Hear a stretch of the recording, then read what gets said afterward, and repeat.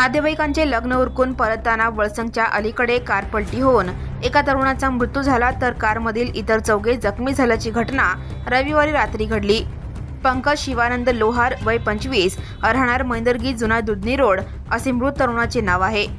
दर्शन सुनील गुरव वय 22 राहणार आचेगाव, गणेश पोतदार वय 23, परमेश्वर तलवार वय 23, निंगप्पा लोटेनवरो वय 23 असे जखमी झालेल्या चौघांची नावे आहेत।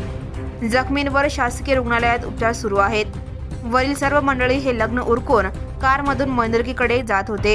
यावेळी वळसंग गावच्या 1 किलोमीटर अलीकडे कार ही रस्त्याच्या खड्ड्यात उलटली। या अपघातात कारचा सर्व भाग चिमटले। वरील सर्व गंभीर जखमी झाले। त्यांना रविवारी रात्री 11:30च्या सुमारास छत्रपती शिवाजी महाराज शासकीय रुग्णालयात दाखल करण्यात आले। त्याच दरम्यान पंकज लोहार याचा मृत्यू झाला। इतर जखमींवर उपचार सुरू आहेत। यात पंकज हा एकुलता एक होता। ही घटना कळताच नातेवाईकांनी हॉस्पिटलमध्ये गर्दी केली होती। दरम्यान अपघात कसा झाला याची माहिती पोलीस घेत आहेत। या घटनेची नोंद सिव्हिल पोलीस चौकीत झाली आहे। Subscribe now and press the bell icon. Never miss an